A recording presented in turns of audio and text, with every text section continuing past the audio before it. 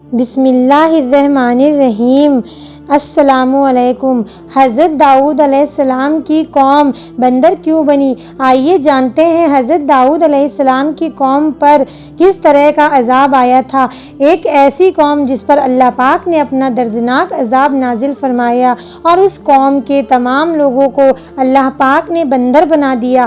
آخر اس قوم کے لوگ ایسا کون سا گناہ کرتے تھے جس کی وجہ سے اللہ پاک نے ان پر یہ دردناک عذاب نازل فرمایا، اور یہ لوگ بندر بننے کے بعد کتنے دن تک زندہ رہے، اور پھر ان کو کس طرح دردناک موت آئی، اور جب یہ لوگ بندر بن گئے تو یہ اپنے عزیز و اقار کو دیکھ کر ان سے کیا کہتے تھے، اور کیا آج کے دور میں پائے جانے والے بندر اسی قوم کی نسل میں سے ہیں؟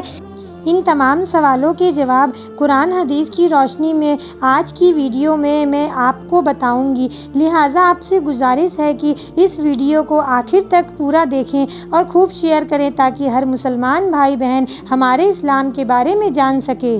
انسانوں کے بندر بننے کی ابتدا حضرت داؤد علیہ السلام کے دور سے ہوئی۔ اس واقعے کا پس منظر کچھ یوں ہے۔ حضرت داؤد علیہ السلام اور ان کی قوم سمندر کے کنارے ایلا نامی ایک بستی میں رہتے تھے، اور ان کی تعداد تقریباً 70,000 کے قریب تھی۔ یہ قوم بڑی ہی خوشحال تھی اور اللہ پاک کی بہت زیادہ فرما بردار قوم تھی۔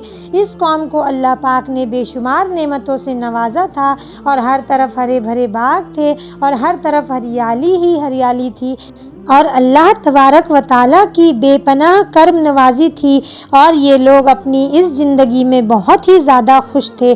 حضرت داؤد علیہ السلام کی قوم چونکہ سمندر کے کنارے رہتی تھی، اور اللہ تبارک و تعالیٰ کا ان پر اس قدر کرم تھا کہ سمندر کے اس کنارے پر بے شمار مچھلیاں آتی تھی جن کا یہ لوگ کاروبار کرتے تھے اور بہت ہی خوشحالی والی زندگی گزارتے تھے۔ جب یہ قوم اللہ پاک کی مہربانیوں کی وجہ سے خوشحال ہو گئی تو پھر یہ قوم اللہ پاک کی نافرمانیوں کی طرف اتر آئی اور طرح طرح کے گناہوں میں مبتلا ہو گئی، اور پھر اللہ پاک نے ایک دن اس قوم کا امتحان لینے کا ارادہ فرمایا، اور حضرت داؤد علیہ السلام کو وحی بھیجی کہ اپنی قوم سے کہہ دیں کہ ہفتے والے دن مچھلی کا شکار کرنا بند کر دیں، اور اس طرح اللہ پاک نے حضرت داؤد علیہ السلام کی قوم پر ہفتے والے دن مچھلیوں کا شکار حرام کر دیا، اور پھر یہاں سے اس قوم کی بربادی شروع ہو گئی۔ حضرت داؤد علیہ السلام نے اپنی قوم کو بتایا کہ اللہ پاک نے ہفتے والے دن مچھلیوں کے شکار کو حرام کر دیا، تو وہ لوگ بہت زیادہ پریشان ہو گئے اور سارے قوم سر جوڑ کر بیٹھ گئی، کیونکہ ہفتے کا دن ہی وہ دن تھا جس میں مچھلیاں بہت ہی زیادہ تعداد میں آتی تھی اور خود بخود کنارے پر آ جاتی تھی، اور باقی دنوں میں بہت ہی کم یعنی کہ نہ ہونے کے برابر مچھلیاں پکڑی جاتی تھی۔ اس قوم کا گزر بسر چونکہ مچھلیوں کے شکار پر تھا، اس وجہ سے اللہ تعالیٰ کا یہ حکم سن کر یہ قوم پریشان ہو گئی۔ یہ لوگ اس بات سے بے خبر تھے کہ یہ صرف اللہ کی طرف سے ایک امتحان ہے اور ان کی آزمائش ہے۔ شیطان کا وسوسہ۔ پھر شیطان نے ایک دن ان کے دلوں میں وسوسہ ڈالا کہ سمندر سے نالیاں نکال کر خشکی میں بڑے بڑے حوض بنا لیا جائے۔ جب ہفتے والے دن مچھلیاں آئیں گی تو وہ ان نالیوں میں سے ہوتے ہوئے بڑے بڑے حوضوں میں آ جائیں گی، اور اس طرح پھر ان نالیوں کا منہ بند کر دیا جائے، اور پھر اگلے دن یعنی اتوار والے دن ان کو پکڑ لیا جائے۔ شیطان نے اس قوم کے لوگوں کو برگلایا کہ اس طرح ہم ہفتے والا دن شکار سے بھی بچ جائیں گے اور مچھلیاں بھی ہمارے ہاتھ آ جائیں گی۔ بہت سے لوگوں کو یہ وسوسہ اچھا لگا اور انہوں نے ایسا ہی کرنا شروع کر دیا، اور انہوں نے سمندر سے چھوٹی چھوٹی نالیاں نکالنا شروع کر دی، جس کے ذریعے زیادہ مقدار میں مچھلیاں ان حوضوں میں آنا شروع ہو گئیں۔ اس قوم کے بدبخت لوگوں کو شیطان کا یہ ہیلا بہت پسند آیا، لیکن اس قوم کے لوگوں نے یہ نہ سوچا کہ جب مچھلیاں سمندر سے آ کے ان حوضوں میں قید ہو گئی تو وہ مچھلیوں کا شکار ہی ہو گیا، اس لیے یہ شکار بھی ہفتے والے دن ہی قرار پایا جو کہ اللہ پاک نے حرام قرار دیا تھا۔ اس موقع پر یہودیوں کے 3 گروہ ہو گئے۔ کچھ لوگ ایسے تھے جو شکار کے اس ہیلے سے منع کرتے اور ناراض ہو کر شکار سے باز رہے، اور کچھ لوگ اس قوم کو دل سے برا جان کر خاموش رہے اور انہوں نے شکار نہیں کیا، لیکن دوسروں کو منع بھی نہیں کرتے تھے، اور نصیحت کرنے والوں سے یہ کہتے تھے کہ تم لوگ ایسی قوم کو نصیحت کر رہے ہو جنہیں اللہ تبارک و تعالی ان قریب ہلاک کرنے والا ہے اور ان پر اپنا دردناک عذاب نازل فرمانے والا ہے۔ اور اس قوم کے کچھ لوگ ایسے تھے جو سرکش اور نافرمان لوگ تھے جنہوں نے اللہ تعالیٰ کے حکم کے اعلانیہ مخالفت کی اور شیطان کی ہلے بازی کو مان کر ہفتے والے دن بھی شکار کرنے لگے۔ یہ لوگ اللہ پاک کے حکم کی خلم کھلا مخالفت کرتے اور ہفتے والے دن مچھلیوں کا شکار کر کے ان کو کھایا کرتے اور ان کو بیچا کرتے۔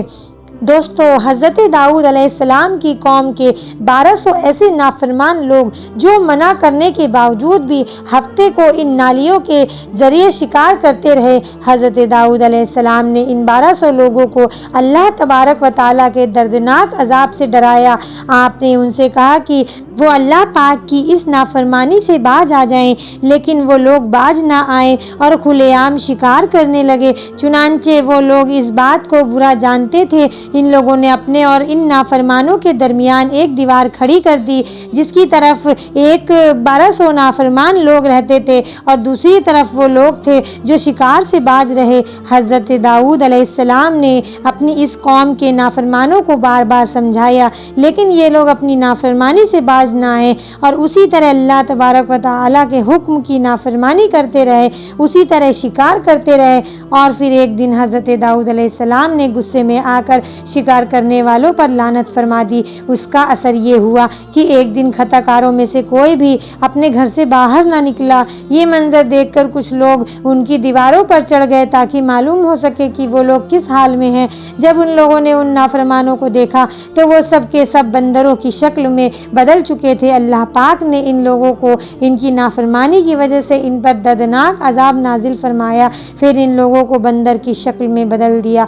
جب لوگ ان مجرموں کے گھر کے دروازے کھول کر اندر داخل ہوئے تو وہ لوگ اپنے رشتہ داروں کو پہچانتے تھے اور ان کے پاس آ کر ان کے کپڑوں کو سونگھتے تھے اور زار و قطار روتے تھے، لیکن وہ کچھ بول نہیں سکتے تھے۔ اللہ تبارک و تعالیٰ کے ان نافرمان بندر بن جانے والے لوگوں کی تعداد 12,000 تھی۔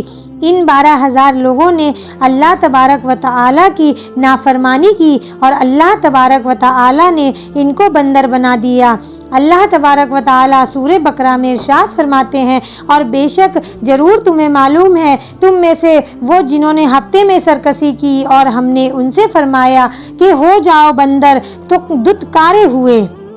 اس طرح حضرت داؤد علیہ السلام کی قوم کے 12,000 نافرمان لوگ بندر بن گئے۔ یہ لوگ 3 دن تک زندہ رہے۔ اس دوران یہ نہ کچھ کھا سکتے تھے اور نہ کچھ پی سکتے تھے اور یوں ہی بھوکے پیاسے سب کے سب ہلاک ہو گئے اور 3 دن کے اندر اندر سب کے سب مارے گئے۔ اور وہ لوگ جو ان نافرمانوں کو اللہ تبارک و تعالیٰ کی نافرمانی سے منع کرتے تھے، اللہ تبارک و تعالیٰ نے ان کو اس عذاب سے سلامت رکھا، اور وہ لوگ جو اس شکار کو برا جان کر خاموش رہتے تھے، اللہ تبارک و تعالیٰ نے ان کو بھی اس عذاب سے محفوظ رکھا۔